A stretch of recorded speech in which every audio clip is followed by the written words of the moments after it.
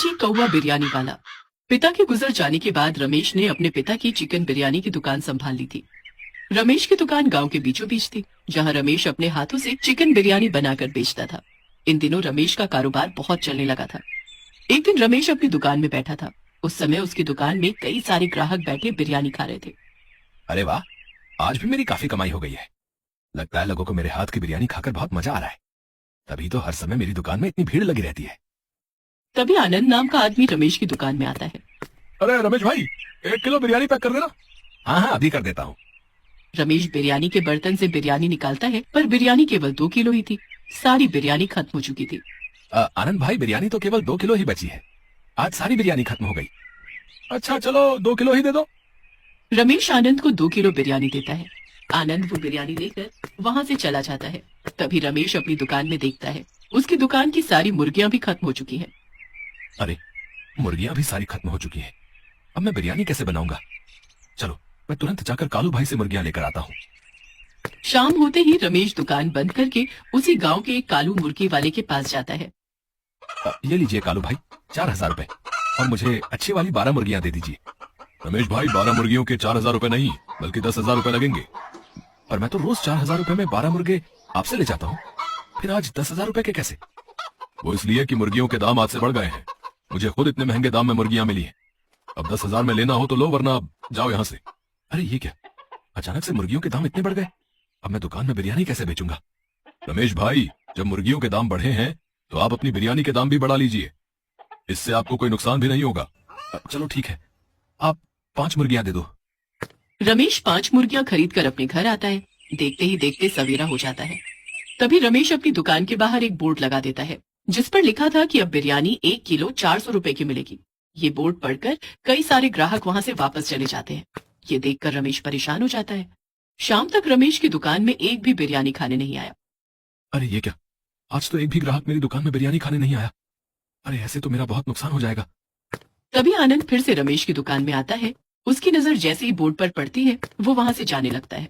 तभी रमेश आनंद को आवाज लगाता है। अरे क्या हुआ आनंद भाई, बिरयानी नहीं खानी है आज? आपने बिरयानी के दाम अचानक से इतने ज्यादा बढ़ा दिए। ऐसे में कौन आपकी दुकान से बिरयानी खाएगा? आनंद भाई, मुर्गियों के दाम बढ़ने से मुझे भी बिरयानी के दाम बढ़ाने पड़े। अब इसमें मैं क्या कर सकता हूँ? अब इतनी महंगी बिरयानी, बाप रे, मैं तो नहीं खा सकता। आनंद भी महंगे दाम देखकर वहां से चला जाता है। देखते ही देखते 2 दिन बीत जाते हैं, पर अब तक रमेश की दुकान पर एक भी ग्राहक नहीं आया था। अब रमेश की बनाई सारी बिरयानी खराब होने लगती है और उसमें बदबू भी आने लगती है। अरे ये क्या हो रहा है? एक समय था जब मेरी दुकान में ग्राहकों की लाइन लगी रहती थी, और अब देखो मेरी दुकान में बिरयानी पड़े पड़े खराब हो रही है।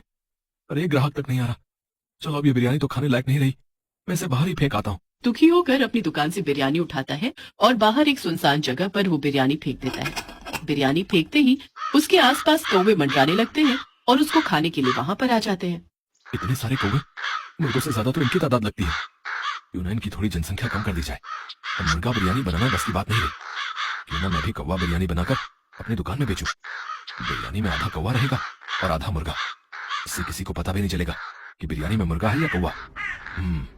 ये सही रहेगा। अपने मन में ये खुराफाती उपाय लेकर रमेश उस दिन से गांव में कौवे पकड़ना शुरू कर देता है और कालू से 2 मुर्गियां लाया और 8 कौवे मिलाकर बिरयानी बनाने लगता है। अब रमेश ने अपनी बिरयानी का दाम पहले की तरह रख दिया। ये देखकर लोग खुश हो गए। तभी आनंद फिर से रमेश की दुकान में आता है और वो रमेश से बिरयानी मांगता है। ये आपने अच्छा किया रमेश भाई, बिरयानी के दाम आपने पहले जैसे रख दिए। काफी समय से आपकी बिरयानी नहीं खाई थी ना, तो मन बहुत बेचैन हो रहा था। लाइए, अब तुरंत 1 प्लेट बिरयानी दीजिए मुझे। तभी रमेश बिरयानी आनंद को देता है, जिसमें 2 पीस ही मुर्गे के थे और बाकी के सारे पीस कौवे के। अब आनंद फटाफट बिरयानी खाने लगता है। तभी उसके हाथ में कौवे की एक टांग लगती है। ये देखकर आनंद रमेश से कहता है। अरे रमेश भाई, ये क्या, ये मुर्गे की टांग इतनी बारीक कैसे? लगता है आज का मुर्गा बहुत कमजोर था। आनंद भाई, आज का मुर्गा बहुत कमजोर था, इसीलिए उसकी टांग भी इतनी बारीक है। खाइए, आप खाइए। आनंद वो कौवा बिरयानी को गपागप खाते चला था। अच्छा हुआ इस आनंद को पता नहीं चला कि ये जो बिरयानी खा रहा है वो मुर्गे की नहीं बल्कि कौवे की बनी है। थोड़ी देर बाद वो सारी बिरयानी खा लेता है और रमेश के पास जाता है। वाह, बिरयानी तो बहुत ही बढ़िया थी भैया। ये लीजिए रमेश भाई, आपके पैसे। काऊ, काऊ। अरे ये कौवे की आवाज कैसे निकल रही है रमेश भाई? अरे बाप रे, इसके गले से तो कौवे की आवाज निकल रही है। कहीं ये कौवा बिरयानी खाने से तो नहीं हुआ? काऊ, काऊ। अरे ये क्या खिला दिया मुझे? ये कौवे की आवाज कहाँ से आ रही भैया? अरे मैंने तो आपको चिकन बिरयानी खिलाई थी आनंद भाई। काऊ, काऊ। अरे तो कौवे की काऊ काऊ आवाज कहाँ से आ रही भैया?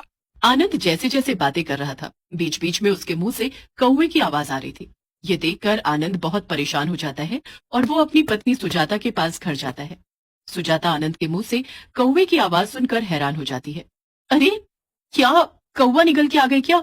ये आपके मुंह से कौवे की आवाज कैसे आ रही है? अरे जब से मैंने वो काऊ काऊ रमेश की बिरयानी खाई है, काऊ, तब से मेरे मुंह से कौवे की आवाज निकल रही है। काऊ काऊ। क्या ऐसा क्या खिला दिया आपको उस रमेश ने? चलिए मेरे साथ। सुजाता आनंद को लेकर रमेश की दुकान पर जाती है। उस समय रमेश की दुकान में कई सारे लोग बड़े मजे से कौवा बिरयानी खा रहे थे। रमेश भाई, मेरे पति को क्या खिला दिया आपने? सुजाता की आवाज सुनकर रमेश की दुकान में बैठे सारे लोग सुजाता की ओर देखने लगते हैं। जब से मेरे पति आपकी दुकान से बिरयानी खाकर गए हैं, तब से इनकी आवाज कौवे की तरह निकल रही है। ऐसा लग रहा है कि आपने कौवा बिरयानी बनाकर खिला दिया। क्या हुआ बहन जी? वहां बैठे सभी लोग सुजाता की ये बात सुनकर खाते खाते अपने हाथ रोक देते हैं। तभी एक कुलदीप नाम का आदमी हैरान हो जाता है। अरे बाप रे, इसका मतलब जिसे मैं इतनी देर से चिकन बिरयानी समझकर खा रहा था, वो कौवा बिरयानी है। ये क्या बोले जा रही हो आप बहन जी? कौवे की बिरयानी कोई बनाता है क्या? मेरी दुकान में केवल चिकन की बिरयानी बनती है। तभी कुलदीप दौड़ता हुआ रमेश के पास जाता है। वो जैसे ही रमेश से बात करता है, तभी उसकी आवाज भी कौवे की तरह निकलने लगती है। काऊ काऊ। अरे मेरी आवाज कौवे की तरह काऊ काऊ कैसे निकल रही है? कुलदीप की आवाज सुनकर वहां बैठे सारे लोग हैरान हो जाते हैं। तभी एक यश नाम का व्यक्ति रमेश की गर्दन पकड़ लेता है। अरे ये क्या खिला दिया तूने हमें, चिकन बिरयानी कहकर? वहां जितने भी लोगों ने कौवा बिरयानी खाई थी, उन सभी के मुंह से कौवे की आवाज निकल रही थी और वो सब गुस्से में आकर रमेश को मारने जाते हैं। ये देखकर रमेश वहां से भाग जाता है। काऊ काऊ। सुजाता, मुझे डॉक्टर के पास लेके चलो। काऊ काऊ। हाँ हाँ चलो आनंद, अब डॉक्टर ही आपके गले से कौवे को बाहर निकाल सकते हैं। सुजाता आनंद को लेकर डॉक्टर के पास जाती है। उस डॉक्टर के पास सुबह से कोई पेशेंट नहीं आया था। अरे वाह, चलो कोई पेशेंट तो आया। अरे डॉक्टर साहब, मेरे पति को देखिए ना। अरे जब से इन्होंने कौवा बिरयानी खाई है, तब से इनकी आवाज कौवे की तरह निकल रही है। क्या कौवा बिरयानी खा ली? क्या भाई साहब, लोग चिकन बिरयानी खाते हैं, मटन बिरयानी खाते हैं, और आप कहां से कौवा बिरयानी खाए?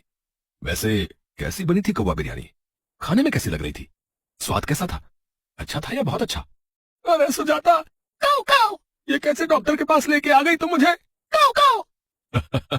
आपकी आवाज तो पूरी कौवे की तरह निकल रही है। ऐसा लग रहा है कि मैं किसी कौवे से बात कर रहा हूँ। डॉक्टर साहब, आप हंसना बंद करिए और मेरे पति का इलाज कीजिए। चलो अपना मुंह खोलो। थोड़ा और, थोड़ा सा और बड़ा मुंह खोलो। अरे काऊ काऊ, अब क्या मुंह के अंदर बैठ जाएंगे क्या? काऊ काऊ। बाप रे बाप, क्या हुआ डॉक्टर साहब? इनके गले में तो कौवा अटका हुआ है। क्या कौवा कहाँ से आ गया? अब कौवा बिरयानी खाई है तो कौवा ही आएगा ना, चिड़िया तो नहीं आएगी। अरे तो इनका इलाज करिए ना। पहले मुझे इनके गले को काटकर अलग करना होगा। क्या? काऊ काऊ, गला काट दोगे तो मैं जिंदा कैसे बचूंगा भैया? अरे सुजाता, मुझे नहीं करना इस डॉक्टर से इलाज, चलो यहाँ से। काऊ काऊ। अरे ऐसे कैसे जाओगे यहाँ से? गला तो काटना ही होगा। तभी वो डॉक्टर हाथ में छुरी लेकर आनंद के पीछे भागता है। आनंद चिल्लाते हुए तेजी से वहां से भाग जाता है। अरे आनंद, कहाँ भाग रहे हो? ये कैसे डॉक्टर के पास लेकर आ गई मुझे? ये डॉक्टर है या कसाई? मुझे मार ही डालेगा। जब मेरा गला ही कट जाएगा तो मैं जिंदा कैसे बचूंगा भैया? आनंद देखो, आपने इतनी बड़ी बात कही और एक बार भी आपके मुंह से कौवे की आवाज नहीं निकली। इसका मतलब आपका गला ठीक हो गया। अरे हाँ सुजाता, मेरा गला तो ठीक हो गया। मैं ठीक हो गया सुजाता। आनंद ये देखकर बहुत खुश हो जाता है और वो सुजाता के साथ खुशी खुशी अपने घर चला जाता है। उस दिन से ना तो रमेश उस गांव में किसी को दिखाई दिया, ना ही उसकी कौवा बिरयानी।